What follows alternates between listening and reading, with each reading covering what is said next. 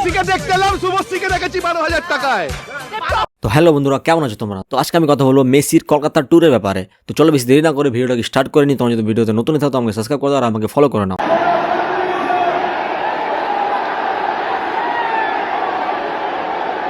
তুমি বলো এইভাবে ঝাঁটের বালের মতন গুচ্ছতে তুমি মেসিকে কিভাবে দেখতে পাবা? সালারা চুম্বকের মতন মেসিকে ধরে রেখেছে, যে লাগছে ওদের গার্লফ্রেন্ড এসছে। বাহ, দেখছো এমন কমর ধরে দিয়েছে, ওর বউ আলো।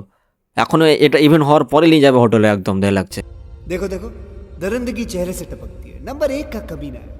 ফটো তুলবি তাও একটু দূর থেকে তুল, একদম কোমরে হাত দিয়ে একদম ফটো তুলো, দেখা লাগছে ওর গার্লফ্রেন্ড হলো, নতুন নতুন গার্লফ্রেন্ড বানিয়েছে, অনেকদিন পর দেখা হলো, কোমর ধরে একদম। আর এটা গোট ট্যুর কম, নেতাদের ফ্যামিলি ট্যুর বেশি লাগছে। শুভশ্রী ফটো তুলছে, তার 4-5টা বাচ্চা ফটো তুলছে, রাজুদা ফটো তুলছে, কিন্তু ফ্যানগুলো কিছুই পাচ্ছে না। ফ্যানগুলো দূর থেকে দেখছে যে ওরা ফটো তুলছে, মানে ফ্যানগুলো তো ওটাও দেখতে পাচ্ছে না যে মেসি ওখানে আছেও কি নাই। এরকম গোচ্ছা লেগেছে, ফ্যানগুলো দেখতে কিভাবে পাবে মেসিকে? মানে ফ্যানগুলো গান মারাও, এদের ফটো তোলাতুলি হতে গেলেই হলো, এদের চিপকা চিপকি হতে গেলেই হলো। कोई बात नहीं, हम तो चूतिए हैं, दोबारा ट्राई करें। যখন সেলিব্রিটির সাথে ফটো তোলানোই হতো তো একটা পার্সোনাল প্রাইভেট ইভেন্ট রেখে নিত, কিন্তু না, আবার ফ্যানদের কাছে টাকাও তো নিতে হবে, নাহলে চুরি কীভাবে করবে? কেউ 10,000, কেউ 15,000, কেউ 16,000 দিয়ে টিকিট দিয়ে কেটে এসেছিল ওই গুচ্ছ দেখার জন্য, ঝাঁটার বালার মতন গুচ্ছকে দেখার জন্য এসেছিল। সালা একটা মানুষ নিজের বিয়ে ছেড়ে এসেছিল মেসিকে দেখার জন্য, কিন্তু দেখলো কি শুভশ্রী। মেসিকে দেখতে এলাম, শুভশ্রীকে দেখেছি 12,000 টাকায়।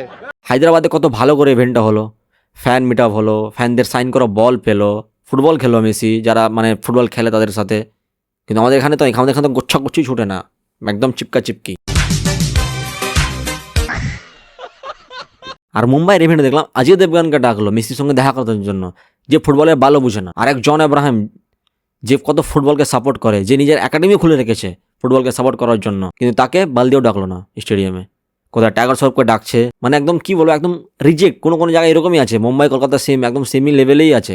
ওখানে অত ফ্যানদের বেশি ভিড় হয়নি, কিন্তু ওখানে সেমই হয়েছে হালাত। আমাদের ইন্ডিয়ান ফুটবলারদেরকে সাপোর্ট করবে না, আর কি বলবো। আর জন আব্রাহাম কি, যে সুনীল ছেত্রী, যে আমাদের ইন্ডিয়ান ফুটবলের জন্য কত কি করেছে, তাকে তো সম্মান দেয় না। তো আমি আর তুমি আর কে?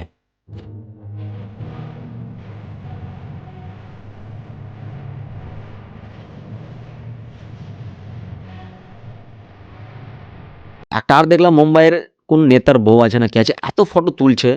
ডিপল, যে আমি চিনা ভালো মতো, ডিপল সঙ্গে একটা ফুটবলার আছে, ওকে সাইড করে ফটো তুলছে, দুবার তিনও চিপকে চিপকে। কত ফটো তুলে মানুষ একটা সেলফি নেওয়ার জন্য, কত সেলফি লায়, মন ভরে না সেলফি নিয়ে?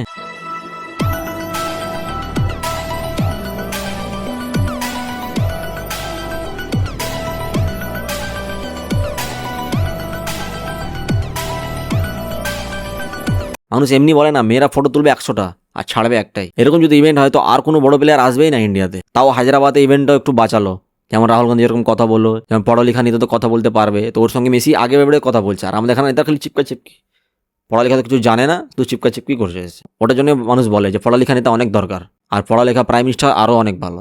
তো বাস আজকের জন্য এটা। যদি ভিডিও ভালো থাকে তো ভিডিওকে লাইক শেয়ার কমেন্ট করে দাও, আর যদি আমাকে আজকে প্রথমবার দেখছো তো আমাকে চ্যানেলটা সাবস্ক্রাইব করে দাও। তো চলো, দেখা হচ্ছে আবার নেক্সট ভিডিওতে।